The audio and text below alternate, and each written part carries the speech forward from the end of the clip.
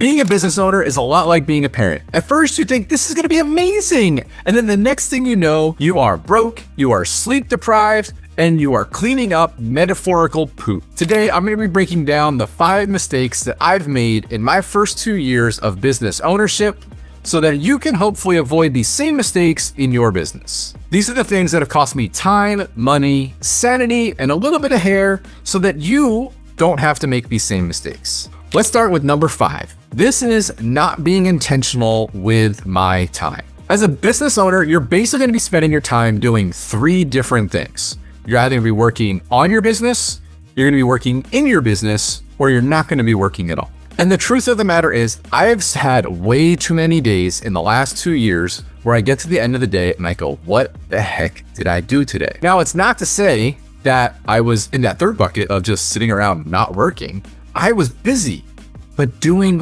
what? I've never been good at time blocking. But when I was in my corporate America leadership gig, I spent most of my days from 9 to 5 in meetings.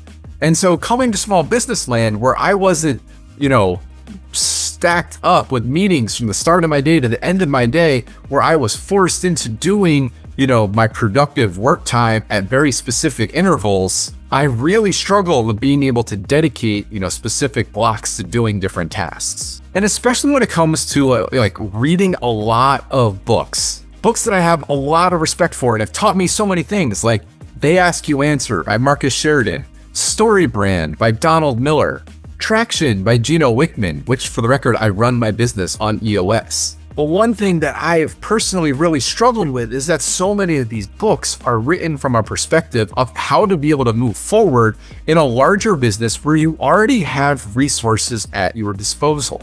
I've personally really struggled because all of the business concepts in those books make so much sense to me, and they are exactly what I desire and strive to implement in my business. But not having the people and financial resources to do them the way I want to has really been a struggle for me of being able to get off of the treadmill and get myself moving forward. Number 4 would be undervaluing the importance of a personal brand. Having always worked at larger companies, the company itself, the brand value and equity behind the business was always what generated, the interest, whether it was with consumers or, the end customer. So it's taken a lot of time and energy for me to realize that it's not, just people wanting to buy from our team accounting. They want to buy from the guy who bought an accounting firm and is struggling to get back to running trail ultra marathons because he's been battling injury for the last several years.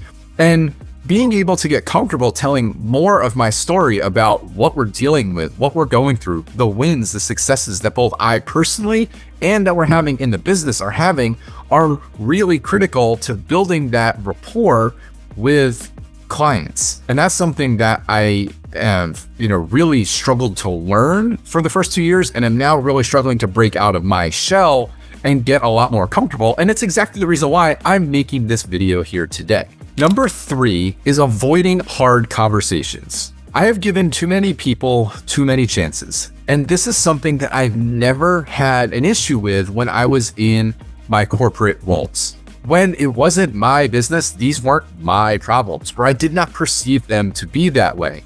And so these are the same hard questions that were not difficult for me to have before have become a lot more difficult for me to have. But they're still just as important to have, and it's taking me a lot of time, and I'm still struggling with this to have those difficult conversations. If you're interested in learning more information about our do-it-yourself and done-with-you group coaching programs, or if you're interested in taking your services to the next level with our fully outsourced accounting solutions, getting help with implementing Profit First, or even fractional CFO services, go ahead and scan the QR code on your screen or click the link in the description below to find out more about these programs and how we can help support you. Number 2 on the list is undervaluing my own expertise. From my time in the corporate world, I have a lot of confidence in my ability to run a business.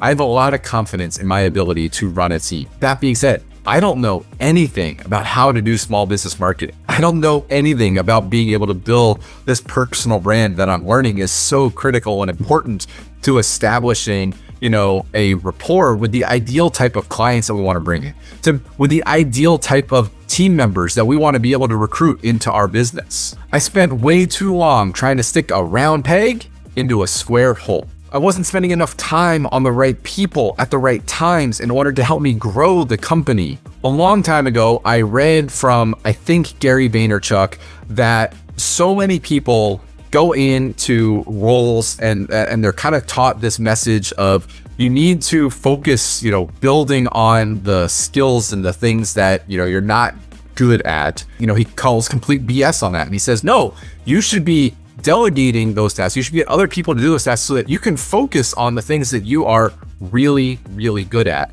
And that is something over the last 2 years that I've really struggled to, again, going back to like the size of the business that we are, where, you only have so much resources and time and money to be able to figure out, okay, here's what I can be doing and here's what I can delegate. And then how do I check on this being done, and setting the performance expectations and all of that sort of stuff has been extremely challenging, to do, and being able to really get myself into that zone of genius and the area where, I bring the expertise to providing what I do. The number one mistake that I made in the last 2 years is absolutely underestimating the sheer difficulty of being a small business owner. When I first started looking into buying my own business, I saw all these businesses that were really small and sat there and scratched my head and be like, why are these businesses so small? Why aren't they growing? This isn't that hard. You put the right people into the right seats, you get the right systems, the right processes, and you deliver a really good service to your client, growth comes automatically. But here we are 2 years later, and we still have so many growing pains, right? And a lot of it comes from, again, I can't remember the author of the book, and I tried to do some research on it, but I remember reading this book where they talked about the saying of like, do you see what I'm seeing? And as a visionary who's talking about like, this is the level of service expectation that we have in our business. This is how we want to deliver a particular product, or this is what this brand vision or what this company culture looks like on a day-to-day. And I can see that so clearly in my mind. And I say, do you see what I'm seeing? And there's, how do you actually get down into writing, into, executable tasks and processes that your team truly can understand the expectations for them to execute and deliver what it is that you are looking to do. That is way harder than what I ever realized it was going to be. So clearly I'm not perfect and I've made a ton of mistakes. These are just some of them. I'm trying to learn every single day, but I felt like it was important to make this video so that as a business owner, if you are struggling with a lot of these same challenges, that you know that you are not alone. And if one of the things that you happen to be struggling with in your particular business is how to track whether your business is on the right track or not, then I want you to go ahead and click on the next video where we're going to go over the top 10 KPIs that every business owner should be aware of to be tracking in their business. I look forward to seeing you there.